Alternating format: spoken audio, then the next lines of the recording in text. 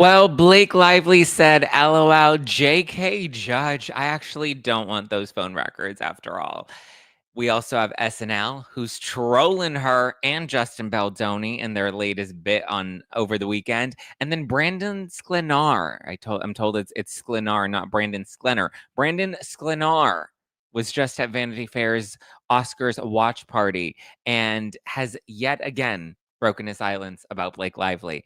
And you may not be too shocked with what he's saying now. So let's get into it.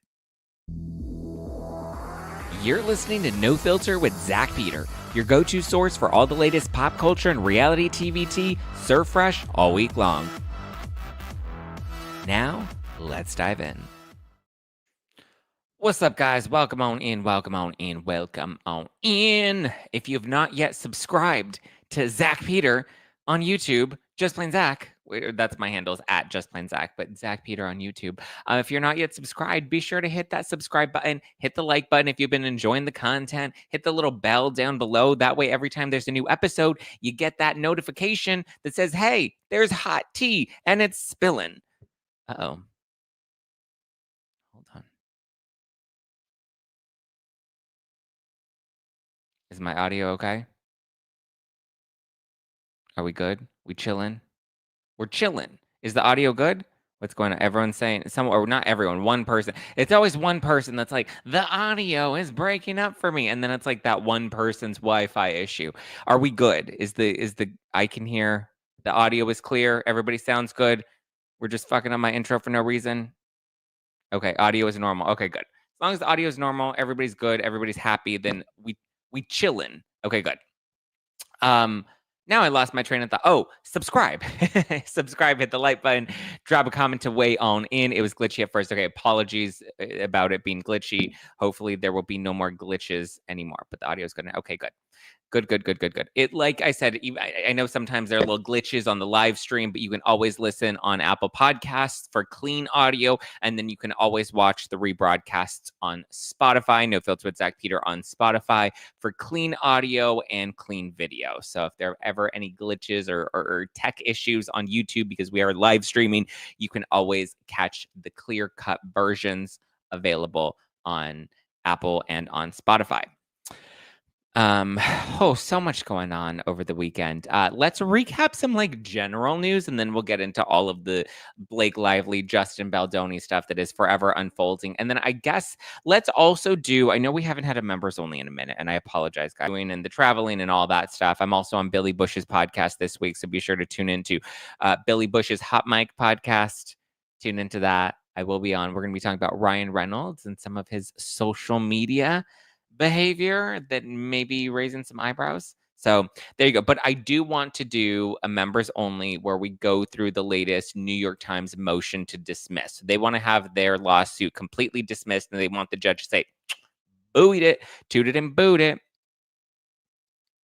Zach, Albertson and Davidson channel, a commenter stated the New York Times has a podcast where they doubled down. Yes, they did. I remember it was so bizarre. But also I remember when that podcast first came out. It's not that shocking to me that the New York Times is doubling down because they're in the middle of a lawsuit, right? So if they're in the middle of a lawsuit, then obviously they don't want to admit to any sort of wrongdoing. So of course they're going to double down. And we'll get into that. Basically, I guess I can give you that a brief of what their motion to dismiss was, the New York Times. They're basically saying like, hey, we didn't do anything wrong. We trusted Blake Lively. They're kind of in a sense, which is what I predicted. They're kind of in a sense throwing her under the bus.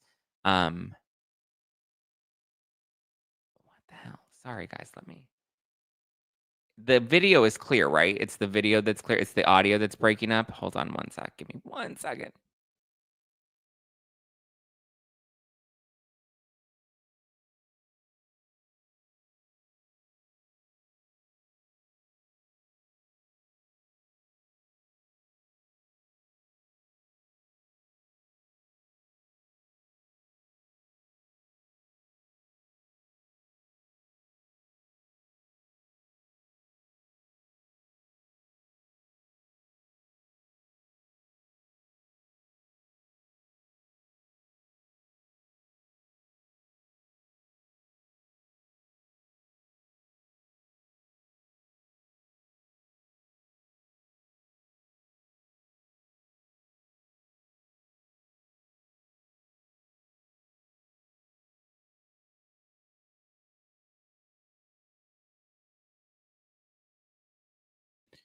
Okay.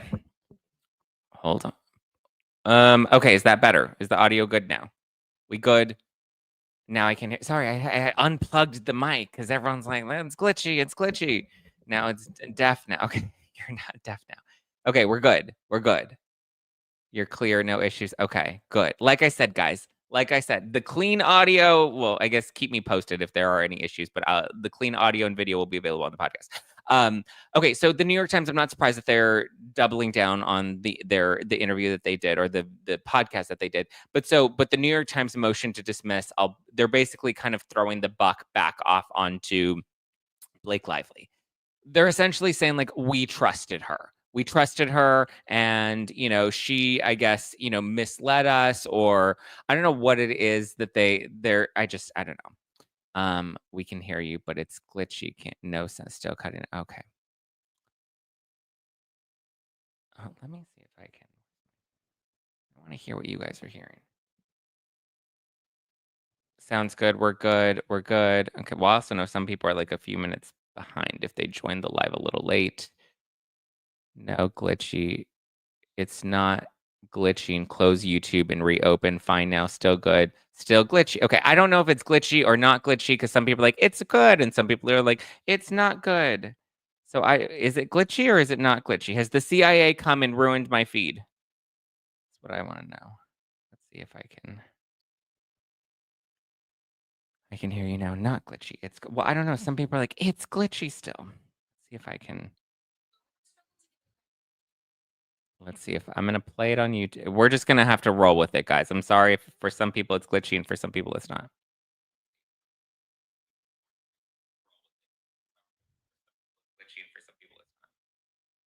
Testing, testing, testing.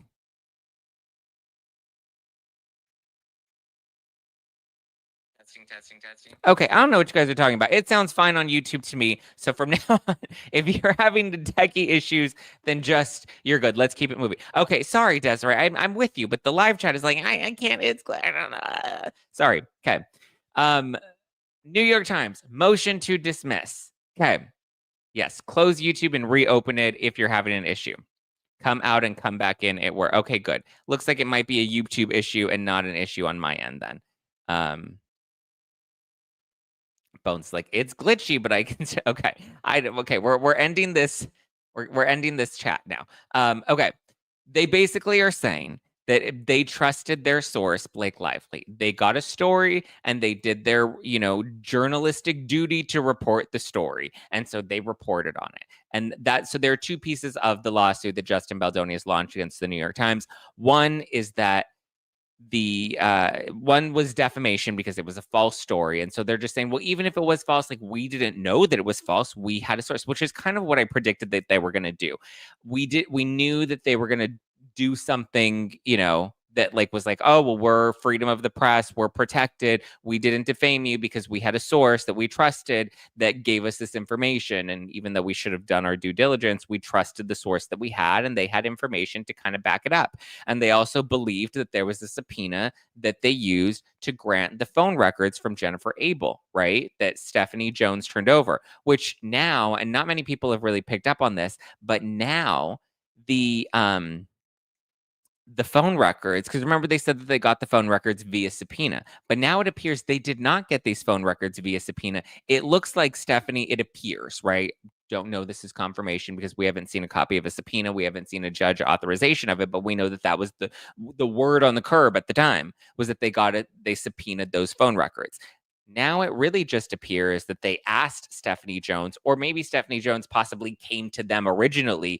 I mean, it is within the realm of possibility that Stephanie Jones is the one that spearheaded all of this, right? And ultimately ended up screwing us. But so, or well, not screwing us, but screwing Blake, because we were all duped by this because of the messages that were provided. So it's possible. This is conjecture, but it's within the realm of possibility that Stephanie Jones took these messages because she was upset at Jennifer Abel for leaving. She was upset at Jennifer Abel for taking Justin Baldoni and Wayfair away from Joneswork PR. And in an attempt to get back at her, she went through her phone, found messages, pieced them out, took them to Blake's team, and is like, look it. there was a smear campaign. I don't think Blake Lively ever believed that there was a smear campaign against her until Stephanie Jones went to her and was like, there was a smear campaign against you. And look at all of the text messages that I found. It's very possible. This is my own theory, but I'm thinking that it's very possible that this whole shitstorm began because of Stephanie Jones and Jones Work PR. Very possible. Very, very possible. And so when she's presenting these text messages, do you think Blake Lively really sat there and went through all of the thousands of documents that the New York Times claimed that they went through to verify this information? I don't even know if the New York Times did that, right? I think somebody put together a cute little report for them. Possibly Stephanie Jones put together a cute little report, presented it to them, in a nice little PowerPoint, Google Slides. I don't know what she did, but I think she gave them some sort of indication that this was real. And so they ran with it. And of course, Blake Lively is now going to be on a vendetta, right? I mean, because technically, Stephanie Jones would have also been complicit in that alleged smear campaign because she was still repping Justin Baldoni and Wayfair and I don't know if Jennifer Abel was a contractor and an employee, but she was still somebody that was being paid by Jones Work PR. So very within the realm of possibility that Stephanie Jones is the one that will go down for this. Because if the New York Times is throwing the buck back off onto Blake Lively, Blake Lively's team can then possibly throw the buck back off onto Stephanie Jones and be like, she gave us these text messages. She told us that this smear campaign was real. She said this, this, and that. Because how else would they know about Jed Wallace? How else? Like, somebody directed the team to this place, right? So I think Blake Lively probably was over all of the bad PR that she got. It was probably annoying, but she's dealt with bad PR in the past, right? I think what happened was because everybody's like, well, what happened between the premiere of the movie and then this lawsuit that gets launched?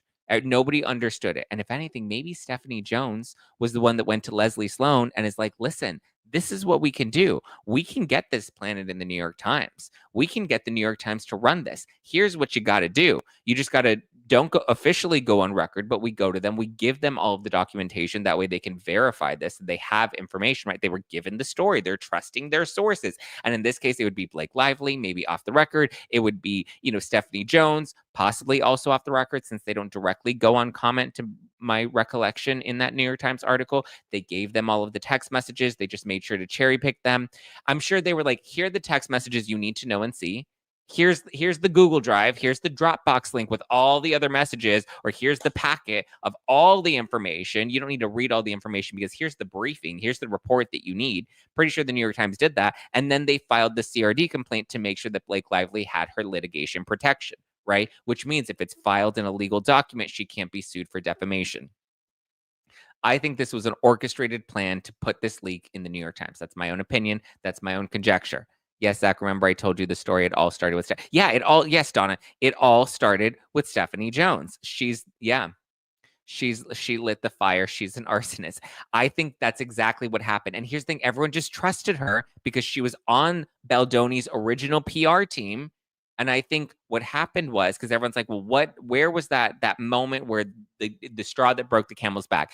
I think it was Stephanie Jones that was on a vendetta to come back and get back at Baldoni and get back at Jennifer Abel for leaving her. And that's why she tried to position her as this disgruntled employee. And the fitness instructor. No, I don't think the fitness instructor had much to do with it. I mean, I think the fitness instructor, sure, was a bit of a shitster, right? Because he went and sent the text messages and was like, oh, you're being fat shamed. And like Blake ran with that. But I think when it came to this whole smear campaign idea, that really originated from Stephanie Jones because she had all of the text messages that were presented in the New York Times article, that were presented in the CRD complaint. All you need is somebody that's savvy with the law and somebody that's savvy with PR. And if you put Stephanie Jones and Leslie Sloan together to help orchestrate the PR side of it, yet you make sure it's protected in legal, right? And that's the point of filing the CRD complaint without the actual lawsuit. Nobody expected Baldoni to come back swinging as hard as he did. And why would they expect him to, right? He was, bending over and taking it from the back door from Blake Lively throughout the entire production. She was like, all right, it's time for another one. Bend over. And he was like, okay, give it to me. That was basically his attitude the entire film. So why would she then think or expect that there was going to be any sort of retaliation now? I wouldn't even call it retaliation. I would call it like, just a clapback, look like a defense of, being falsely accused, you know? Zach, do you think Blake Lively and Ryan Reynolds had the power to have the New York Times published without Taylor Swift's help? I don't think Taylor Swift had any involvement in the I don't think Taylor Swift had any involvement in the New York Times stuff. I think Taylor Swift was really just a flex that Blake Lively used when she needed to use it to push her weight around. Same thing like Ryan Reynolds. I think, she uses him a lot. She's, again, the dragons. It's just they're dragons that are not actively involved, you know? I'm worried about Candace Owens. The CIA is going to go after her. Everyone's really worried about this CIA dude that was brought on. I don't know. I don't know. We're just gonna have to see how it all kind of plays out over the next couple of weeks. The CIA dude, I mean, that's how like, it doesn't look good for her.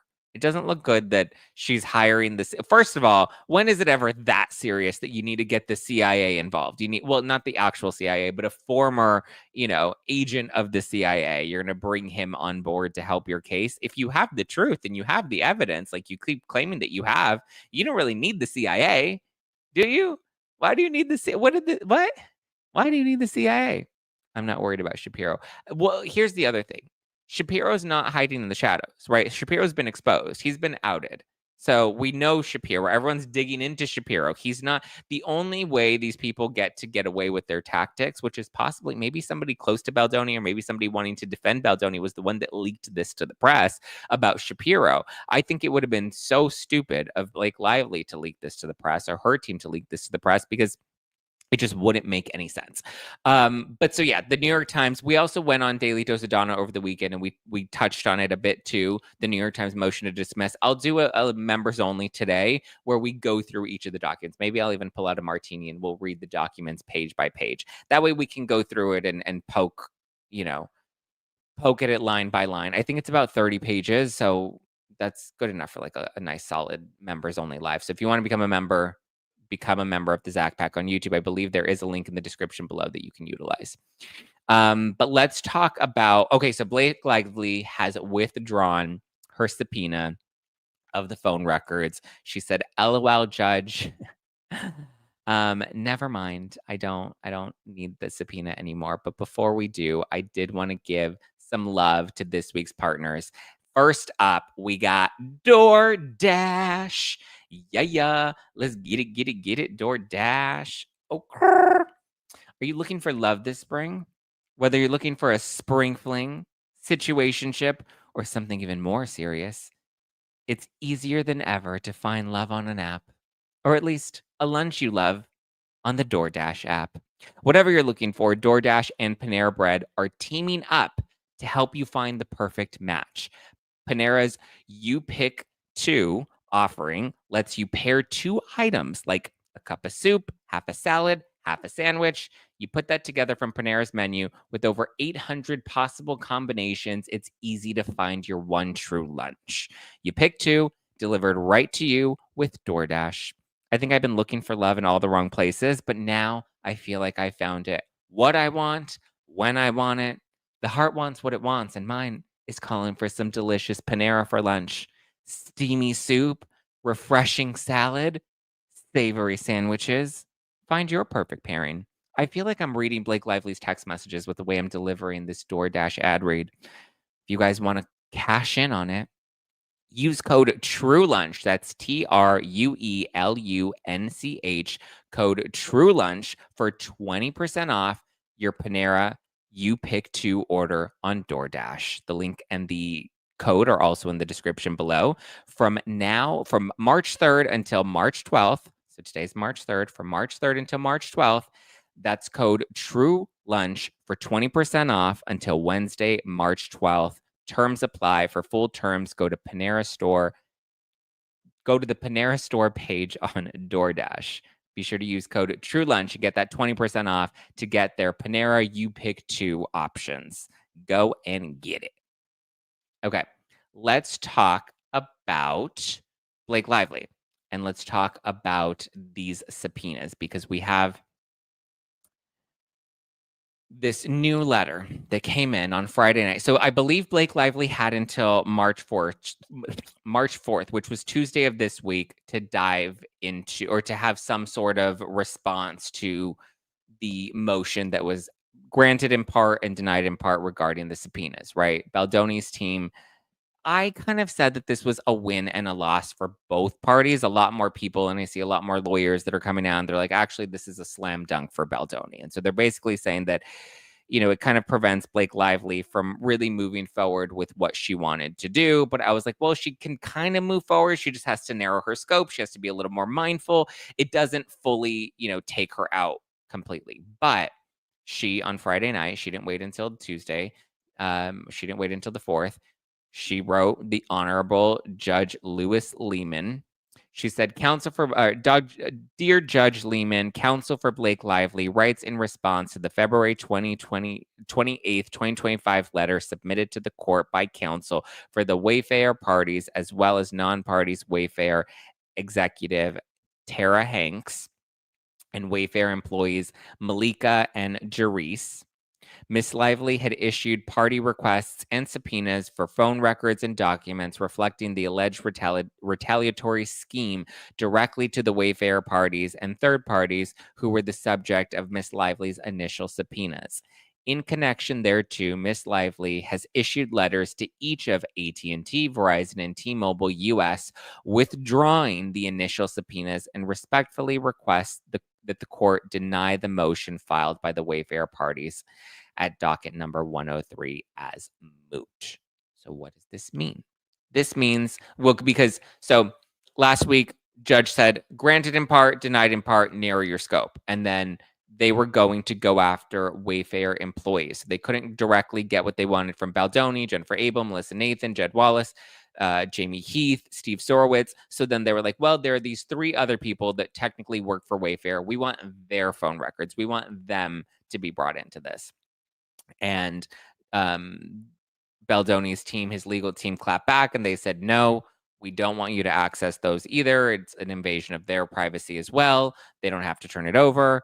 And so Blake Lively's basically saying, actually, not so yummy. We're going to drop this. Never mind. So it seems like they're probably going to go with a different approach because they weren't able to get the phone records. And I wasn't entirely sure. There's a new entry in the docket.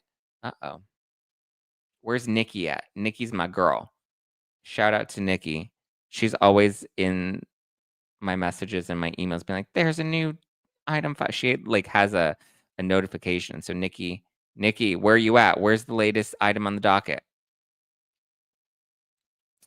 But anyway, she's withdrawing her subpoena. She said, okay, AT&T, Verizon, and T-Mobile, never mind. I don't want these phone records after all. JK.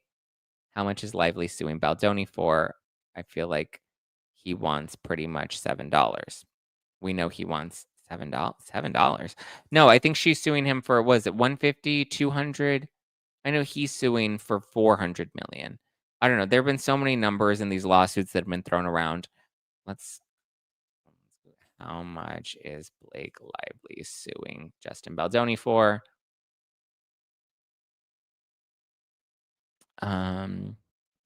He's suing her for 400. I believe it's 250. Yeah. Oh, he's suing the New York Times for 250. He's suing Blake and Ryan for 400. But how much is she suing? I want to say she's suing him for like 150, I believe. Or maybe it's 250.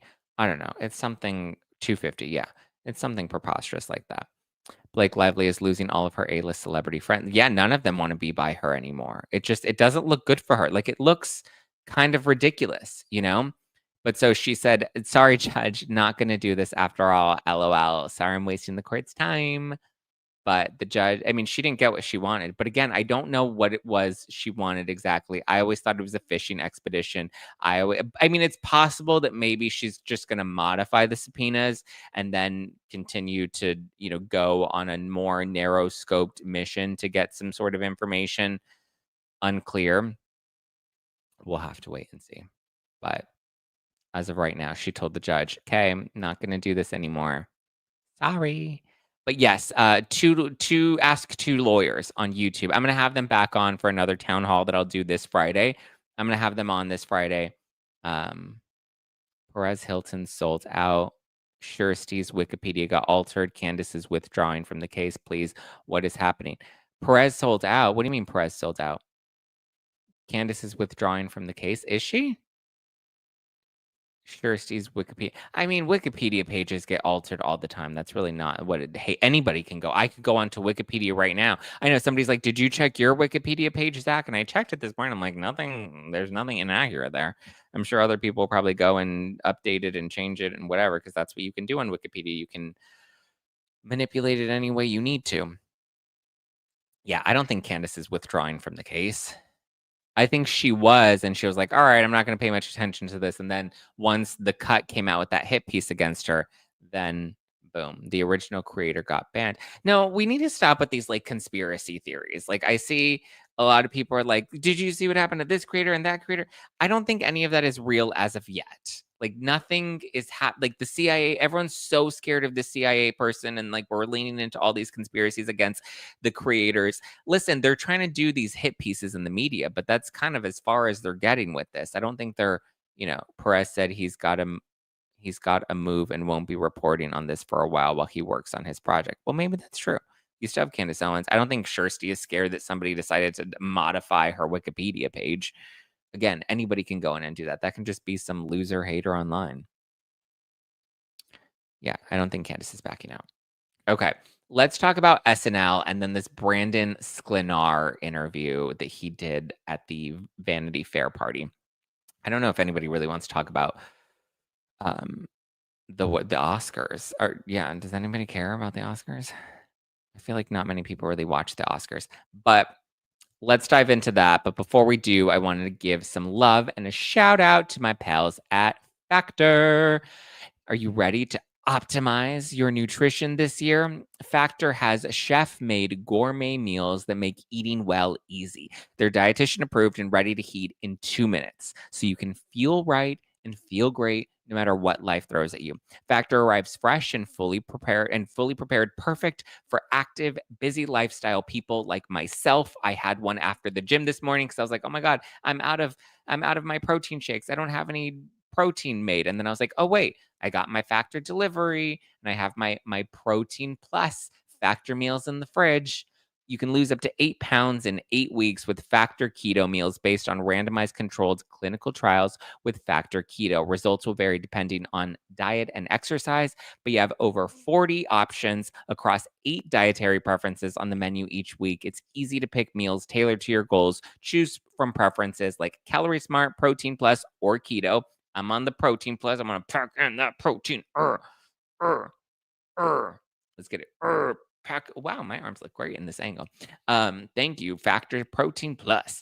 Factor can help you feel your best all day long with wholesome smoothies, breakfast, grab and go snacks, and more add-ons. Reach your goals this year with ingredients you can trust and convenience that can't be beat. Eat smart with Factor. Get started at factormeals.com/factor podcast and use code Factor Podcast to get 50% off your first box plus free shipping. That's code Factor Podcast at factormeals.com/factor podcast to get 50% off plus free shipping on your first box. Factor Podcast. Use it. Go right now. Get it. Get it. Get it. Okay. Let's talk about Brandon Sklenar. So he was just on the red carpet for the Vanity Fair Oscars watch party. So a lot of people, like Elton John, does like his charity parties, and so Vanity Fair had their party. Like Kim Kardashian was there, Brandon Sklenar was there. So these aren't people that are actually at the Oscars. I think I went to an Oscar party last year. Yeah, I was invited to an Oscar party last year. I feel like I've been so critical of award shows these past couple of months, so I'm not expecting to get any more invites to come back to those parties, but it's okay. I can watch from afar. They were really fun parties, though. But so anyway, he was asked about Blake Lively on the red carpet by The Hollywood Reporter. Interesting choice. But so I'm going to play you the clip from their interview with Brandon Sklenar on the red carpet at the Vanity Fair Oscars party. So that's a clip from The Hollywood Reporter. Brandon Sklenar basically saying he's doubling down, putting 10 toes down, on the fact that he doesn't want to, one, comment on this, but also it doesn't seem like he's on Blake's side anymore, which is very interesting because you can also, like, say something without saying something, right? You can kind of, like, make a nod to being like, "Listen, I think we should always value and cherish women," which is the important message that came from our film, right? He could have said something subliminal like that, where there's kind of a bit of an endorsement, kind of a bit of a support for Blake Lively, but it seems like he really doesn't wanna pick a side in any of this, and it tells me that he's not leaning towards Team Blake anymore. He definitely seems to be walking away from it. But it was interesting because the Hollywood Reporter's like, "Oh, it seemed like they were trying to set him up to say something positive about Blake Lively by asking, like, you've been so supportive of your female cast members, and, like, how are you supporting Blake right now?" And he did not answer the question. He did not take the bait. He did not want to talk about how he's supporting Blake right now because it doesn't seem like he wants to have any sort of support for Blake right now. Now, listen, I'm gonna have a hot take, and you're probably gonna get mad at me, but I'm gonna say it, and I hope you hear me out. Okay, I hope you hear me out. I am kind of in the place where I'm willing to forgive Brandon Sklenar from this moment forward. Okay. From this moment forward, I think it's time we forgive Brandon Sklenar. I don't, I think he jumped the gun too quick and he clearly regrets it. And I was hard on him the first time he did this and the first time he talked about it. And he was like, "Oh, I just want to focus on the movie. I want to focus on the movie." Well, I don't know. Now that I'm talking it out, I'm like, I get it, he's in a really tough position, and he made a knee-jerk reaction. I want him to kinda take a little bit of accountability for that, but even as I'm talking this out right now, I'm like, "No, but, like, he wants us to focus on the message of the movie, but the one person that took away from the message of the movie is Blake Lively." Sorry, I'm talking this out, and as I talk this out, I feel like my mind is changing in this moment because 'cause I'm like, "Wait," but no, he wants the focus to be focused on, women and on survivors, but, like, that was very much Justin Baldoni's mission, and you threw him under the bus, and you chose to side with Blake Lively, so no, I don't. Now I just feel like you wanna save your image. Sorry, I was trying. I was trying. I was trying. Yeah, he said, "For the love of God, read this." Yeah, he very much, sorry. I was trying to give him the benefit of the doubt, guys. I was don't get mad at me. I was just I was like, "Well, maybe we can, start to forgive him. Like, maybe he seems to be coming onto the right side of history." But he's not on the right side of history. He's basically just taking a book out of Justin Baldoni's talking points from the press tour last year, which that should have been your focus. You knew this man. He directed you, right? You knew what his mission was. You knew where his heart was. You said it in your EPK interview, which has been released now, that you want everybody to stay focused on the sentiment of the movie, but who took away from that? Twice, right? During the promotional tour, she made it all about herself and, she wasn't pleasant to do interviews with. You could tell with the look on Brandon's face when he was doing press with her, he kind of seemed a bit annoyed by her, right? She took the attention away. She focused on Betty Buzz. She focused on her hair care line. She was all about it. Then fast forward to December, she takes away from the movie again by filing this lawsuit about harassment. So at this point, sorry, Brandon, you made a mess. You stepped in it. And now it's going to take a while to get the stink off of you, right? When you step into a big old pile of shit, it takes a while to clean it out of your shoes, and the smell's going to kind of stick with you for a while. Zach, don't worry. We're all mad at Brandon. Yeah, I wanted to, like, be like, okay, we have to at some point forgive people and move forward. But I'm also just like, yeah, but, like, it's hard to forgive him and move forward when it's very obvious that he, went all in on something he did not need to go all in. And I think at this point, this will teach a lot of people to be mindful before you pick a side, before jumping into the fight, right? 'Cause then you're gonna look like an idiot, like Nick Viall does right now, and he's just like, "I can't wait for this to go to trial, and you guys are all gonna be embarrassed. Wait until the evidence comes. Wait until it's all present. Wait until you find her smoking gun." Here's the thing: somebody that has a legitimate smoking gun doesn't need the help of the CIA. Somebody that has a legitimate smoking gun doesn't need to go on a fishing expedition and file these or try to get these subpoenas to pull up records that you need to prove a claim that you're making without any actual proof or evidence. The playbook that she's using is not the one of somebody that feels confident going into court, right? Like, there are things that are conveniently linking in the press, right? There are all these like little games that are being played in court. We want to make sure that, Brian Friedman doesn't actually depose me. And I want to make sure that, like, just all of these little tactics, the protection order, and she wants to have the attorney's eyes only protection. Like, it's just a lot of like theatrical games in court. She's playing with the law, trying to like find any way to get off on a technicality. It's like, hey, Bill Cosby, you're not going to get off on this technicality this time. Sorry, not going to happen. Jussie Smollett. Sorry, not going to work. Sunny says 2 people I won't forgive other than Blake Lively and Ryan Reynolds are Colleen Hoover and Liz Plank. Yeah, I think those are. I mean, Colleen Hoover, another one, really stepped in, right? Really stepped in it. They picked the wrong team. And I think the part that upsets me the most about them picking the wrong team is that they knew Justin. They worked with Justin. Colleen had a 5-year relationship with Justin. There was a reason she chose him, and she very much sold her soul for that. She sold out. That is very clear. She had a 5-year relationship with this man, and she threw him to the wolves just for the sake of what? Being able to take more selfies with Blake Lively? How's that working out for you, girlfriend? Hmm. So, and same thing with Brian Sklenar. Like, he worked with Justin Baldoni. And arguably you can say, well, he worked for him, so he must have seen this alleged harassment, right? I don't know if he did. I don't know if he actually saw anything. He doesn't seem to be complaining about an intimacy coordinator, and he had some pretty intimate scenes in this film as well. Men can also require intimacy coordinators when they're on the set. Is anyone going to see Verity? I don't know. They might see it if they like Anne Hathaway. Okay, let's talk about SNL, and then let's get into some other headlines that came up over the weekend as well.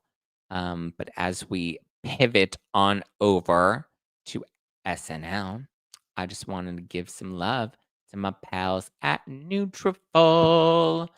Your hair is so much more than what you see when you look in the mirror. From stress and nutrition to hormones to lifestyle, so many internal factors affect what you see on the outside. And with Nutrafol's science-backed whole body approach, nourish growth from within and achieve your best hair yet. Okay, hair thinning is very common for men. It's a very frustrating problem that many men deal with.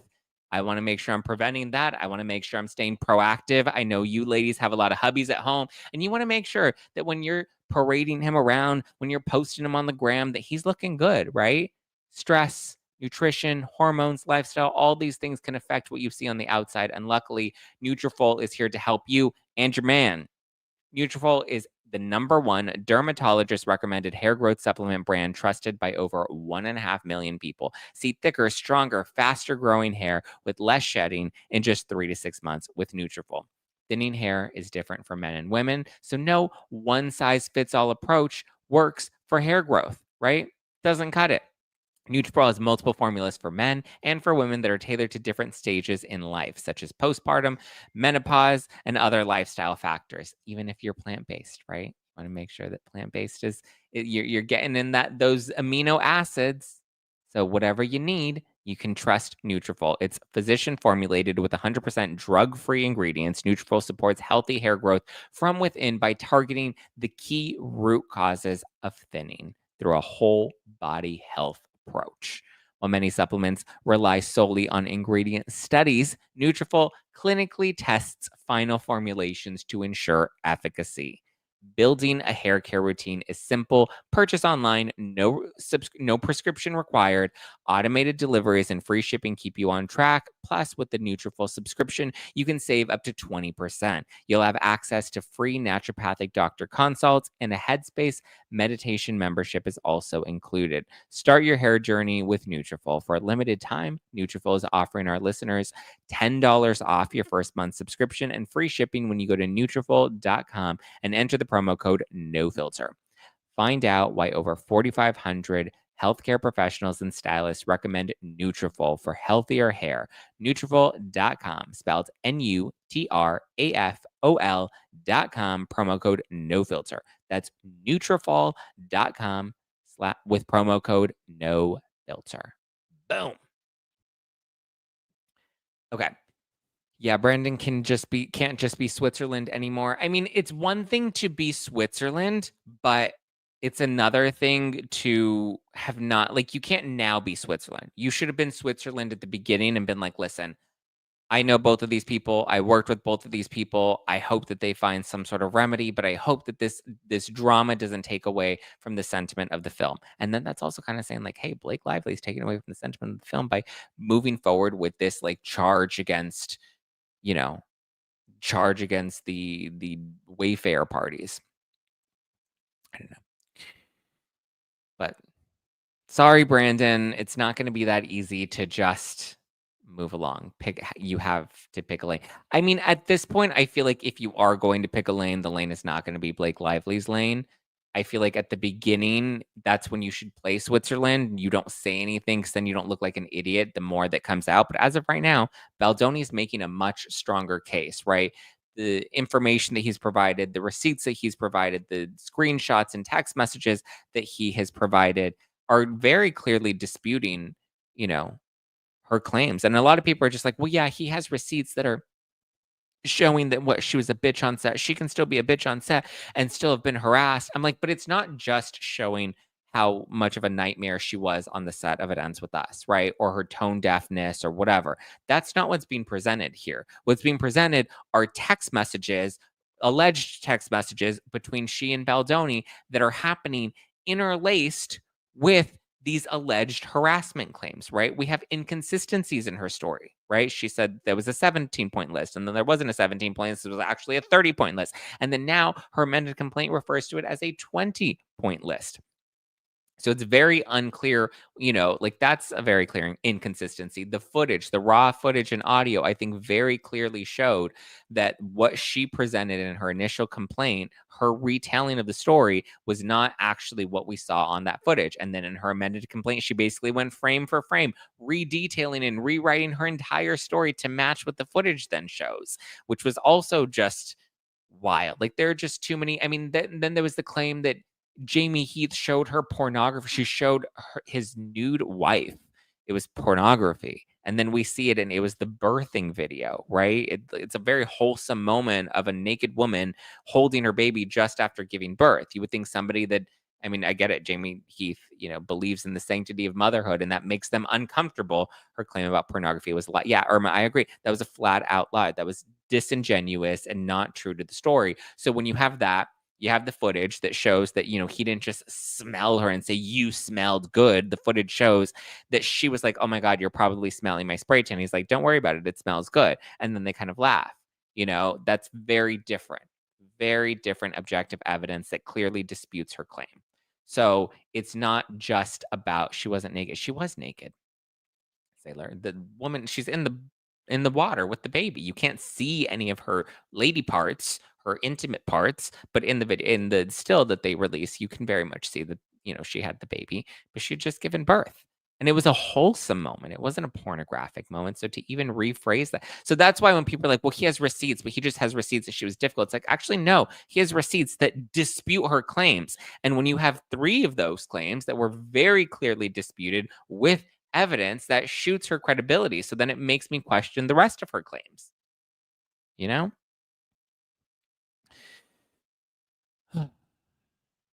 Did you see the clip?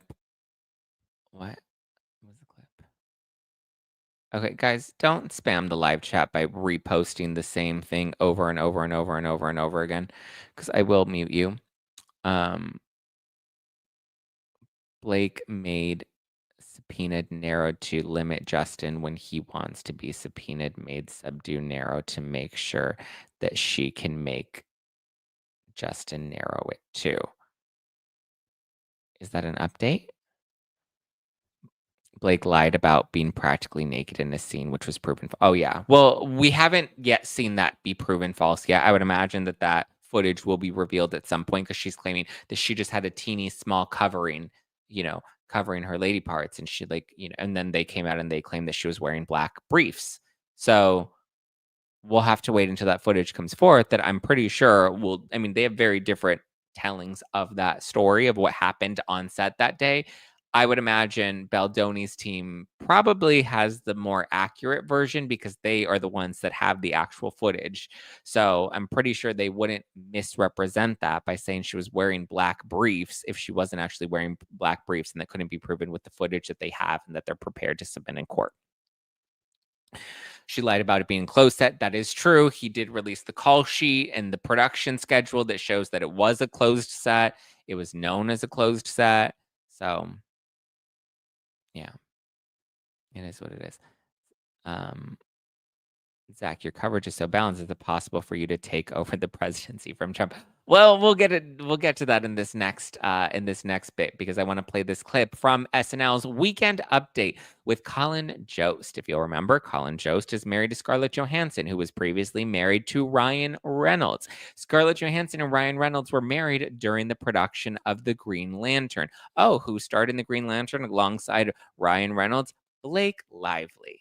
Blake Lively and Ryan Reynolds met on the set of The Green Lantern. Shortly after production, Ryan Reynolds and Scarlett Johansson got divorced. Shortly after the production wrapped for The Green Lantern, Penn Badgley and Blake Lively happened to have broken up. And then months later, Ryan Reynolds and Blake Lively confirmed their relationship. What a coinky dink. So that's why it was weird when Blake Lively and Ryan Reynolds decided to make the SNL 50 night all about themselves by showing up, because obviously that was going to happen by them attending this event that they did not need to attend because they didn't attend the Oscars. They didn't attend any Oscars watch parties. Like, they can very much skip out on an event if they want to, or even if they wanted to attend that event, they didn't need to make the joke that they made, but they chose to do it anyway, which came up in Brian Friedman's response to the judge. But here is the joke that aired on SNL over the weekend, featuring Scarlett Johansson's new husband, Colin Jost.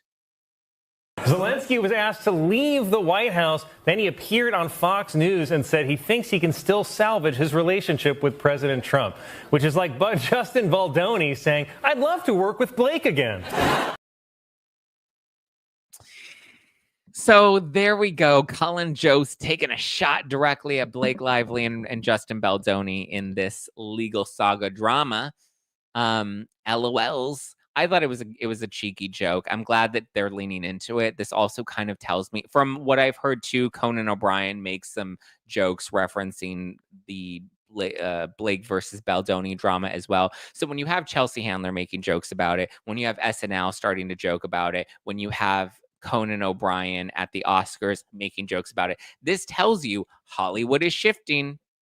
Hollywood is shifting. Okay, Sailor Doom says that if you don't understand this analogy, Blake is Trump here. Okay, well, that's what I'm hearing people say, but I don't know if Blake is Trump or not Trump, or if she was meant to be referred to as Trump, because he says Zelensky saying that he will make up with Trump is like Justin Baldoni saying that he'll work with Blake Lively. Okay, so maybe, yeah, they are kind of referencing that Blake is Trump. Which, again, Hollywood going that hard on Blake Lively, it shows that nobody is taking her seriously anymore. And these like Blake bots online that are just like, like, I don't understand what they're going off on. It's kind of dumb.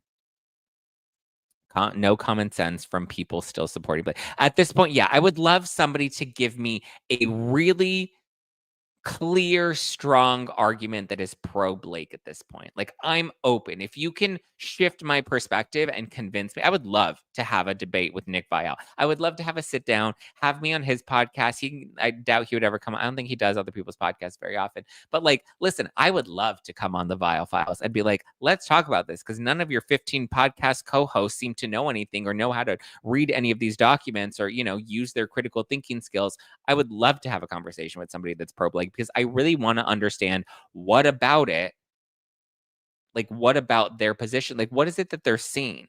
Is it just because they're just like, wait till we go to court, you're going to see, but like, why are we going to see? Like, what? I don't understand. I truly, genuinely do not understand. So yeah. It is what it is. And don't get me started on Zelensky and Trump, because I have a lot of well, actually, here's what I will say about the Zelensky and Trump thing. One, not to Colin Jost. Glad he made the joke. Glad they're leaning into this. Glad they're popping off and, showing us where they stand. I thought it was a funny joke. definitely funnier than Ryan Reynolds' joke at the SNL 50. And yeah, go Colin Jost. Stay winning, baby. Stay winning. Best Nancy just became a member on YouTube. So Nancy, I know you're going to be in our members only live stream later today where we review the New York Times motion to dismiss. We're going to dive into that. Danny just became a new member. Welcome, Danny. Claudia, saying that Brandon participated in the mistreatment of Justin. Yes. Victoria, thank you for the super sticker, my love. And then Ashley says, can you please ask Kirsty to join a town hall with you? Maybe her beau as well. Sorry, I posted this twice. I wanted to do a super chat. Thank you, Ashley, for the super chat. Yeah, I would love to have Kirsty on a one of our Friday town halls. I would love that. I will definitely be inviting her. I have a lot of people on my list that I want to invite to them, but I want to make sure that I spread it out for sure. Oh, the Zelensky and Trump thing. Okay, here's what I want to say about this because I feel like I'm seeing people's arguments online, and I feel like we're like not making this an argument about what's actually happening in front of us, but I feel like we're attaching this to our like political identities, right? If you despise Trump, then you're absolutely Team Zelensky, and if you love Trump, then you're going to defend everything that he does. And I'm just like, guys, when have we stopped looking at these incidents that are technically pop culture? It's happening in our culture and it's popular, right? I would say that this was a pop culture moment, but like, why are we treating this like a football game right now, right? And we're like, my team versus your team. Like, it's so preposterous. I'm going to drop the live chat for just a second. It's so preposterous to me because I'm just like, I see it from both ends, right? I always like to look at things objectively and look at things on both sides and look at both sides of the coin before I make my own personal opinions about it. And like, for me, it's kind of strange. And I've openly talked about like the election and how I feel like the Democratic Party is very much losing the people. And I feel like this, unfortunately, is just another example of that because it's like historically, the Democratic Party was not about like being in favor of war or wanting anything like they were always pro peace. Let's end the wars. Right? Remember, everyone hated Bush because they thought he was a warmonger. So I thought it was a bit strange when we decided to introduce Liz Cheney, in Kamala Harris's campaign, and it was like, snap, Liz Cheney so brat. Yes, I was just like, Liz Cheney, what? That's who we're starting to side with now, guys. When did we just fall out of a coconut tree? Say what? When did we think that that was a strong endorsement? And then obviously that failed to resonate with people. But it's like now we're going to side with, not that we shouldn't side with Zelensky, right? Because like obviously, we should have compassion, sure, for what's going on with Ukraine. But also at the same time, it's just like, but the intention of this meeting between Zelensky and our current administration was about trying to find some sort of peace deal, right? To find some sort, yes, there was the economic piece of it, but then there was also the peace part of it as well. And so I was just shocked that like most of people on the left or, the liberal side of things were, a bit more like pro Zelensky and wanting him to like find other countries to help finance his fight against Putin in Russia. It was a very strange shift in, what now appears to be the shift in the Democratic Party, which is about like what we were fighting against RFK because we didn't want to remove harsh chemicals from our food. Remember, what was it, the New York Times or the New Yorker, someone that did the article about like why red food dye wasn't so bad and why it's okay that we have it here in the US versus in other countries. And I was like, what? Now we're like pro, like the Democratic Party is like pro big establishment and now pro, in support of not ending a war. Like the intention of this meeting was absolutely to try and find some sort of peace and resolution. And I think a lot of people are looking at the headlines or they're watching that one clip that's going viral on social media where President Trump and Vice President Vance, raise their voice to Zelensky, which I will also be critical of as well, because I don't think that that's reflective of, a president. I think somebody presidential is somebody that's able to keep their cool, that's able to be firm, and be able to hold themselves with a certain cadence that I think, and a certain, confidence that is not getting emotional and reactive in these moments, right? And so I don't think that was the most presidential moment, but we also have to give credit to the history that like the last 4 years, the last administration, we basically had a brain dead president, right? He was in cognitive decline. Now we have Jake Tapper that's coming out with a book about how the government was covering up, you know, Biden's cognitive decline, which was rich coming from Jake Tapper, who tried to tell us that Biden was not in cognitive decline and that he just had a stutter and like he was, going up the stairs because, I don't know, a windstorm blew him over. I don't know what they were saying, but like it's just wild that the media doesn't want to take accountability and responsibility for the way that they were deceiving the American people. Even Kamala Harris, after Biden debated Trump, was like, no, he's fine. Everybody was like, he's sharp as a tack. Like they were gaslighting the American people. So I get it. We had Biden that wasn't the strongest, leader for the last 4 years because he effectively wasn't a leader and somebody was running the government. We don't know who, but somebody was. So I understand how like there is this shift of like, well, now we need somebody strong and somebody that can lay down the law. But also, I don't think that, raising their voice to another foreign leader on camera in front of the American people, it just shows that you can very easily lose your cool to your own emotions. So I don't think it was the strongest look for us. I think we can be strong and be firm without getting emotional. And I think both Vance and Trump got a little emotional in a way that I just don't think was my personal opinion reflective of a strong president, right? Losing your cool and getting emotional, not cool. But Zelensky, if you do watch the entire exchange, not just the clip that's going viral on social media, but the entire exchange, he was being a bit of a douchebag. Like he wasn't coming in. He didn't really seem to want peace. I've heard people try to argue that like, well, no, he doesn't want peace because he's in power and he gains more by keeping his country at war.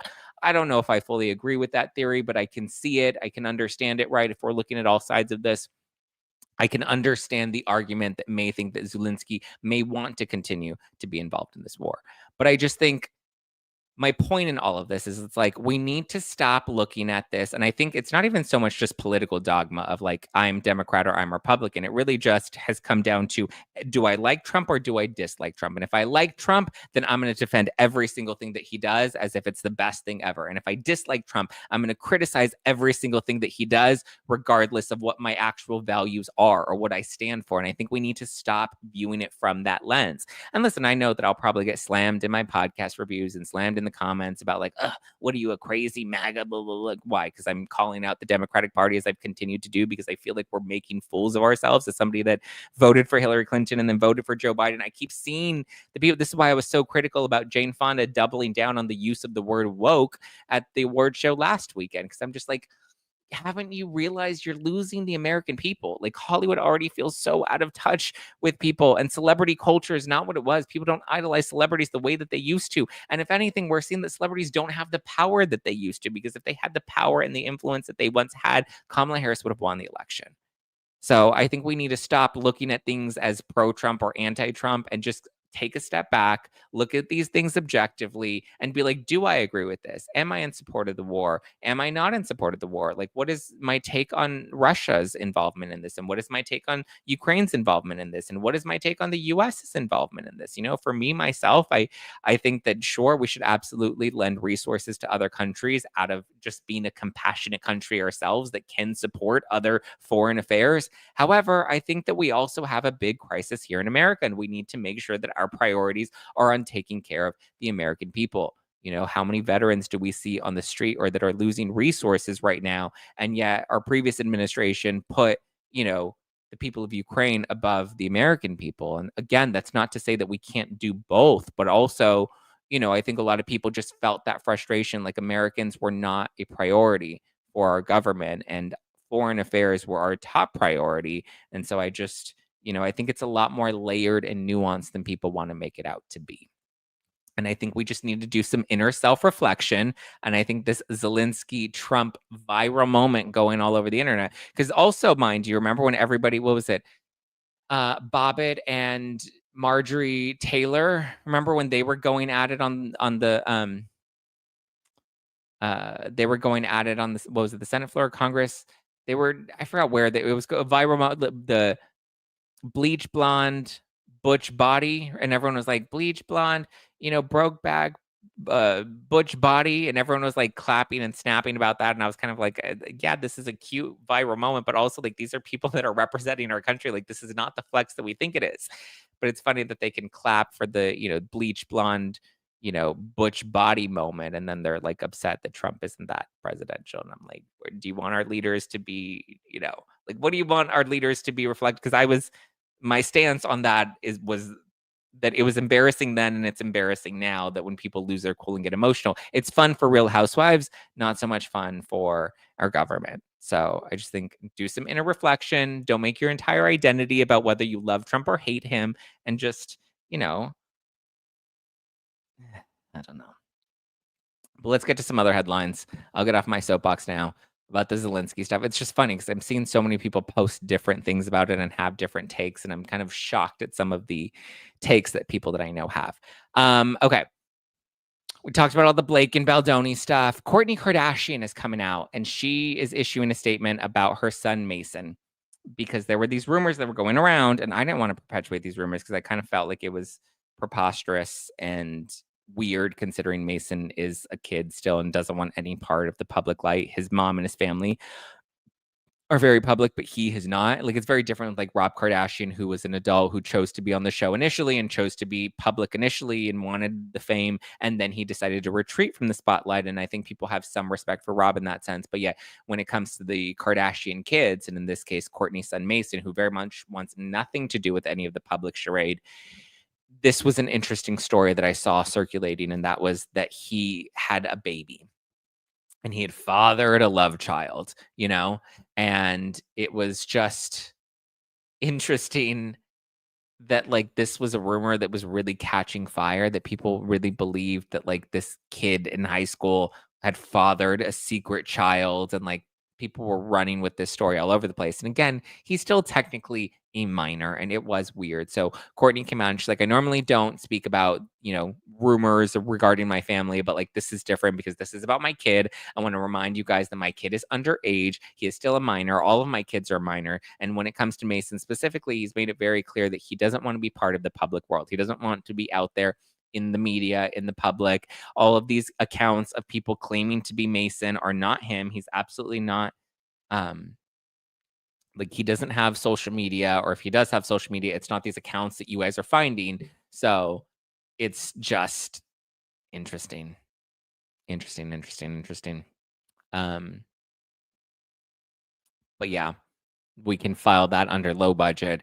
And it is tough, right? When you have people like the Kardashians that overexpose so much of their lives, and then their kids start to grow up, and then you start to be like, oh, we didn't think about this, right? We didn't think about having them on the show as babies. And then now they're growing up and they're, now maturing into teenagers that are going to be adults soon. And now they're enthralled in this public life that they're continuing to share, right? The Kardashians still have their show, but like it's very different for the kids. And that's, I think, where it gets a little tough. But I'm glad Kourtney spoke out. I'm glad that she put these rumors to rest. I also saw, was she doing some sort of anti-toxin thing about the air quality in Calabasas? That was wild. I think it was in regards to the fires and how the air quality in Calabasas is now being reflective of, everything, all of the devastation from the fires, because there's obviously a lot of toxins that are now in the air from stuff that got burned, right? And I think she was out like being like, why does it have to come to Calabasas? And like they can send it elsewhere, and like we're all gonna get cancer. And it was just the funniest thing ever, because she was just, I don't know, she probably sounded like how I sounded talking about Zelensky and Trump. People were like, oh my God, he sounds so fucking stupid. Which, to be clear, I didn't actually give you my opinion, just to clarify. I didn't give you my stance on what I think about Ukraine and Russia and the US and Trump and Zelensky. I just kind of covered it and said that we need to do a little more self-reflection. So anyway, that I see you dragging me in the live chat, I didn't really give you my full thoughts on where I stand on all of that. I gave you some of my critiques, and some of my objective viewpoints, but I haven't actually weighed in on where I stand on any of that. Just want you to remember that piece. That's Kourtney. Epstein files, that came out, and everyone wanted me to cover the Epstein files. What a fucking flop. Can we talk about that? Like, that was an embarrassing release. it was what considered phase 1, and then we had the binders, and everyone's like, "Ooh, the binders, that was the stupidest fucking thing. And I hope when they do release the Epstein files, they don't make it that big charade. Whoever was it, Pan Bundy or whatever her name is, whoever spearheaded that campaign, like, what do you want to work for Blake Lively's team next? Like, what a stupid fucking shtick. That was embarrassing. Like, first of all, it was dumb. Second of all, it had nothing. I was even looking forward to it. I was like, ooh. I mean, the binder thing was stupid, but I was like, ooh, I can't wait to read what's actually in these files. Only to find out there's nothing interesting in them. They're like, what's going on? Why isn't that, like, where are the Epstein files? Listen, you had a chance. You fumbled the ball when you released the documents. Like, if you pulled the same shit with the MLK files and the JFK files and the RFK files, trust and believe, I'm going to call you out again. Don't fumble the bag. Okay. We want the files. If you're going to say that you're going to release them to the people and you're all about transparency and, power to the people, then be power to the people. Stop with the binder shticks. That was dumb. You made all of those influencers look stupid, right? Even like House and Habit, who I happen to really like and appreciate, and we have a lot of mutual friends. I haven't met her personally, but we do have mutual friends. And like, I follow her content, and I was like, really, I felt bad for her because that was embarrassing for her too. It was just dumb. It was a flop. Thank you, next. And then we have this story with Gene Hackman and Betsy Arakawa. So I didn't really know Gene Hackman, so I didn't really care about this story when it came out last week. But then a lot of people were like fascinated by the details of it. But so Gene and Betsy were found dead in their New Mexico home last Wednesday, and nobody knows what happened. Like, it's a very suspicious passing of these two. And so I think they like tried to see if there was like carbon monoxide or there was a leak somewhere or something, and they weren't able to find any of that. But they found both Gene and Betsy deceased, collapsed on the floor. One of their dogs also deceased. Two of the dogs happened to have been fine and survived. But the thing is, the bodies had been in this position for so long that they were starting to decay or decompose. So much so where her hands, I believe Betsy's hands, were starting to mummify. And I was a little confused because my understanding of mummifying was was like you get wrapped up, right? Like the mummies, right? The ancient Egypt mummies. But that's not the case, I guess, depending on the temperature. And they said that there was also a heater near her when she was found. But so I guess it's like the dehydration of the body after you pass. I don't know. It's all very strange and bizarre. All very strange. And just like, oh no. Why? Yeah, why the dog? I agree, Michelle. Why the dog? It was weird. Kitsy says, I think Jean died of a heart attack. The wife, did it to herself with the pills. Dog passed of start. That's an interesting theory. But why would the wife had done this to herself after finding him? I don't know. Maybe it is like a Sid and Nancy situation, right? Maybe, I don't know, not to put conspiracy theories out there, but maybe she did something to him, because then they also found a bunch of pills on the floor. Maybe she did something to him, knew that he was going to go, took herself out, right? Romeo and Juliet, let's do this together. And then the dog maybe got some. I thought maybe the dog had eaten some of the pills that she had spilled all over the floor. Maybe she had done that with the pills, and then the dog one of the dogs got access to it. The other two dogs seem to have made it. She fell and hit her head, could not get him his meds. Oh. But you think it would have taken him out that quickly if she couldn't have gotten him his meds? Was something wrong with him? Like, that could have been something too. Maybe he needed his meds and she was going to take them to him and she tripped, and then what, he just like sat there and waited for her while she was on the floor? Like, I don't know. That's a weird one too. I don't know about that theory. The dog was in a cage. I thought the dog was in the closet. It was found in a closet. Oh, the dog was in a kennel. Oh, well, then that makes sense why that dog passed away and the other two dogs did not. Oh, that breaks my heart. Oh my God, if the dog was, oh my God, in the crate. Oh my God. That, as somebody that has 2 dogs and like can imagine that, the dog's just being stuck in the crate for that long, having to go potty, needing water, needing to eat, and getting antsy, being stuck in there. Like I can imagine the dog probably went crazy in there. Oh my God, that's so heartbreaking. Oh, that hurts my heart. The kennel was in the closet. Oh my God. This is getting worse and worse. Oh, I'm surprised that they weren't found earlier. Yeah, I know. Actually getting to the mummification part. Yeah, okay, so there's a chance that maybe this was just an accident and it wasn't like a Sid and Nancy. Well, no water, no food, water, freedom. Oh, stop. I can't. It's breaking my heart. The other dogs were found outside, hence the survival. Yeah, I'm sure they found a way to eat and drink and do something based off of the pacemaker.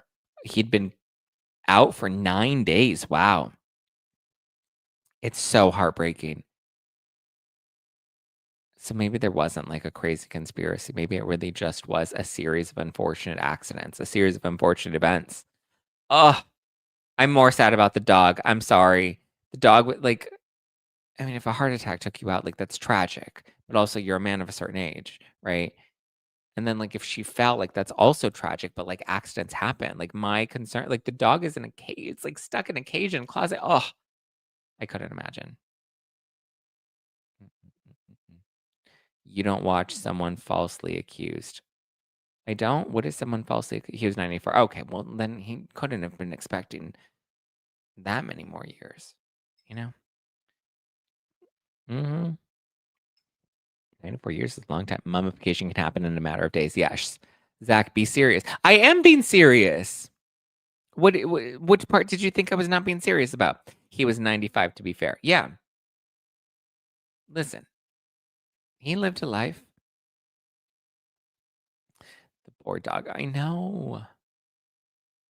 I check in with my mom 2 times a day. Yeah, like, how do you just let your mom or your parents or, like, I don't know, even just elderly.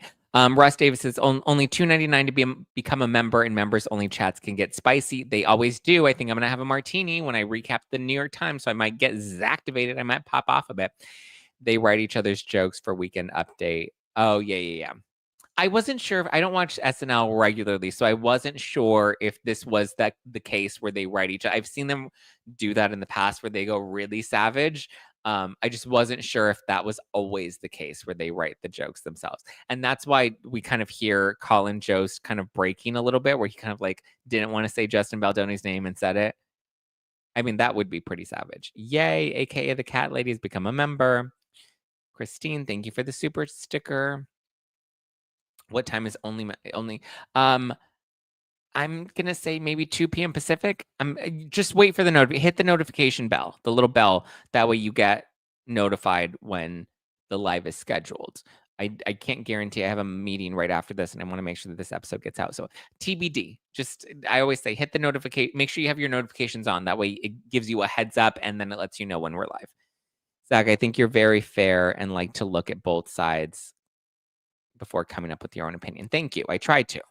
And people still throw me on one side or the other. Whatever's the worst side is what people try to throw me into. I'll be like, listen, I am objective. I want to look at this objectively. Sometimes I'll give my opinion or insert, my take on things, but I try to like praise and criticize both sides, and like allow you to come to your own conclusions. I know sometimes I inject my opinions, but like usually people will take whatever I put, and if it doesn't align with their own personal viewpoint, whichever piece that is, they take that and run with it and then immediately align me with, whatever is the worst. Something's off with the wife. Medication's not. Yeah. All right. Love you. Appreciate you guys. I will do members only. I will pay more than $2.99. Thank you. Thank you, Kenny G. G is telling you guys that members only is a good time. It's a wild time. We get spicy. We have fun. We have drinks. We live our best life. Okay. All right. Ciao for now, guys. I will talk to you tomorrow. Love you. Bye. Bye. Have a good one, guys.